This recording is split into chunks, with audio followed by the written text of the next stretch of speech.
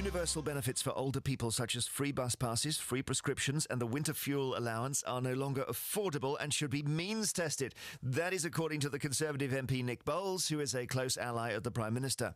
In a speech to the Resolution Foundation think tank this morning, Mr Bowles argued that wealthier pensioners should stop receiving non-pension benefits from 2015. That means if you are better off, there would be no more bus pass, no more free prescriptions, no help with your winter heating bill. By the way, no free television licence when you hit 75 either. His argument is that such benefits do nothing to stimulate the economy, but it is a far cry from David Cameron's pledge to protect exactly these benefits during the 2010 election campaign. Here he is at the second Leaders' Debate on Sky News, expressing his anger that the Labour Party said otherwise. I'd like to take this opportunity to say very clearly to any pensioner in the audience, anyone listening at home, that we will keep the free television licence, we'll keep the pension credit, we'll keep the winter fuel allowance, we'll keep the free bus pass. Those leaflets you've been getting from Labour, those letters you've been getting from Labour are pure and simple lies. A politician shouldn't say lies very often. I say it because I've seen those leaflets and they make me really very, very angry. You should not be frightening people in an election campaign. It's just not right. OK, so that's what Mr Cameron said. Do you think he should stick to that pledge and keep those benefits for all older people, even the wealthiest? Or do you agree with Nick Bowles that wealthier pensioners should take a fairer share of the government's spending cuts? We've got John Rees, socialist, author and supporter of universal benefits, with us in the studio. He's listening. Nick Bowles himself joins us, the MP for Grantham and Stamford, Mrs Thatcher's old, was it constituency or birthplace, Nick? Birthplace. Birthplace, right. Well, welcome to you. So, first of all, you campaigned for election under Mr Cameron's promises, so you think it's OK to break them, do you? No, not at all. I think he was right to make the promise at that time, and he's right to insist on keeping it throughout this Parliament, despite, the many difficult decisions that we're having to make. Let me finish. He said we will keep them. What I'm trying to do here is to start a debate about what we should have after the next election, because if we have an open and honest discussion with the British people about what we should do about these particular benefits, then they can make a choice at the next general election. That's how democratic politics works. OK, he didn't say anything about this Parliament. He said we will keep them, and the idea that we will get rid of them is a lie. That's what he said. No, but every election campaign is about the Parliament that follows that election campaign and the manifesto on which the candidates are standing. Nobody can make a pledge that lasts all time. That would be ridiculous, because life changes, the world changes, the economy changes. But we're absolutely right to stick to the pledge for this Parliament, and we can make a debate, and it may well be that he will decide that we need to renew the pledge at the next election, and if he does, he's my boss, he's the Prime Minister, and I'll fall into line. But I think it's reasonable to have this debate. You said, very striking phrase, does anyone here, this is in your speech you're going to make, think it would be responsible for a country in our financial position to go on giving free TV licences to Sir Michael Winner, free eye tests to Lord Sugar, and a winter fuel allowance to Sir Paul McCartney after 2015? You've chosen three very rich people there.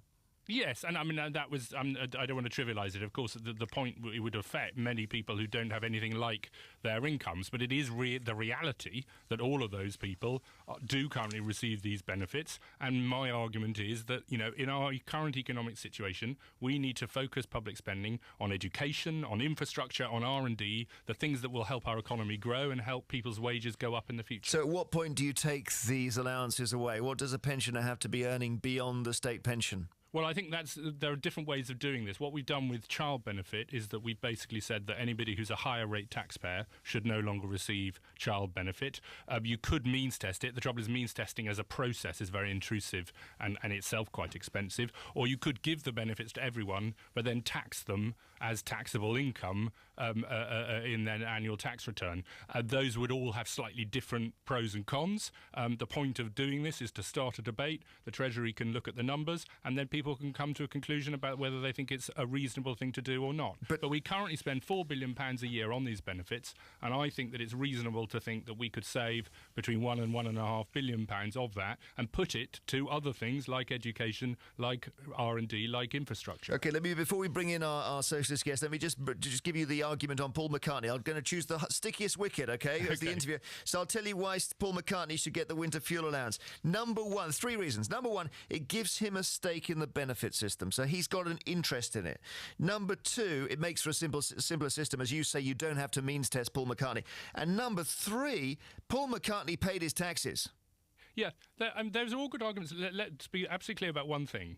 I would love to see all of these things, all of the benefits, all of the spending on public services continue forever, carry on growing like it did in the last decade. That is not reality. We are not as rich a country as we thought we were, as we deluded ourselves into thinking we were, and we cannot afford all of these things. And we can go on feeding people a fantasy that we can do all of this without raising taxes and without cutting borrowing, or we can level with them and say, we've got to make some tough choices. Let's talk about what those choices are, their pros and cons. People will have different views, and at the next election, as at the last, they'll make a decision. All right, do stay with us, Nick Bowles. John Rees is listening. What do you think of that?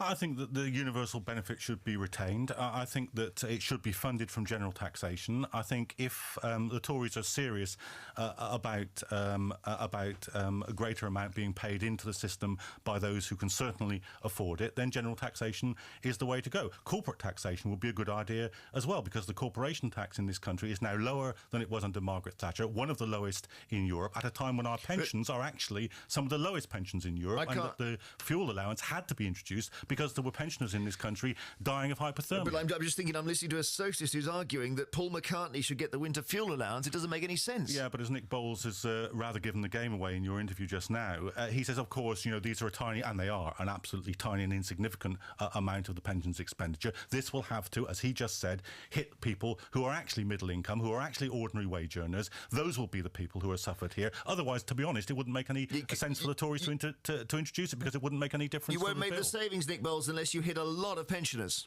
No, I mean, I'm not denying that there are going to be people who don't think of themselves as rich who would lose a benefit that is worth something. But, if you are a higher rate taxpayer, or if you are somebody who's paying tax, then is it reasonable that you receive these benefits in full without paying any tax on them?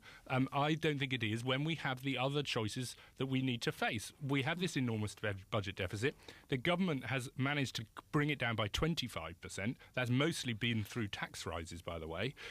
We are a long way from closing it. And we can do, and I suspect your other interviewee would like to follow the example of the new president of France, who's decided to put the top rate of tax up to 75%, to introduce a new tax on anybody who has a property in France, and lots of other things. That's an entirely legitimate socialist approach. They voted for it in France. Maybe if the Labour Party suggests it here, they'll vote for it here. John Rees, it's not the one that I think would help most ordinary working people. Well, I certainly think that people faced with that choice, should we tax Alan Sugar, should we tax Michael Winner and pay for universal benefits out of that money, rather than cut middle-income families and working families and people who've worked all their lives and are poor and pay into the system?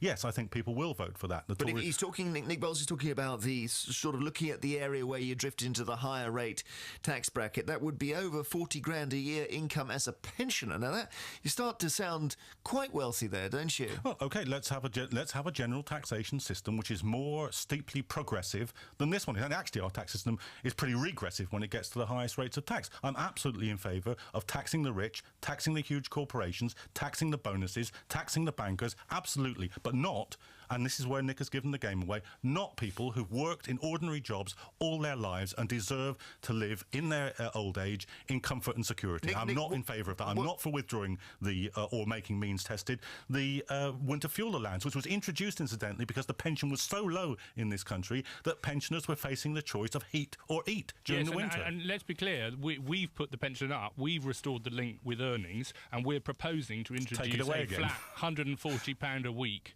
pension for every man and woman, regardless of their contribution levels, regardless of the amount that they've worked. So I agree that we need to have a generous base level of pensions for everybody, so that there's an incentive to save, because people aren't means tested, they know they're going to get it whatever. But we're already doing that on the pension. What I'm saying is that we can't then continue on top of that to provide all of these other benefits to everyone. We should try and save a bit of money by restricting it to those on lower incomes, so that we can invest. I'm not trying to sort of, use this to give a tax break to anyone. I want to invest it in education, in R&D, in infrastructure, which are the only things that are going to ensure that these older people, that their kids and grandkids get jobs, get opportunities, and get rising wages in the future. Thank you very much indeed. Nick Bowles, Conservative MP for Grantham and Stamford, who is live from Westminster, and John Rees, socialist author, supporter of universal benefits, talking about whether it's acceptable to say, because things are so tight, that actually we're going to take away the bus passes and free prescriptions and so on from wealthier pensioners. You tell us. 0500 288 291. Really liking this song called Sad.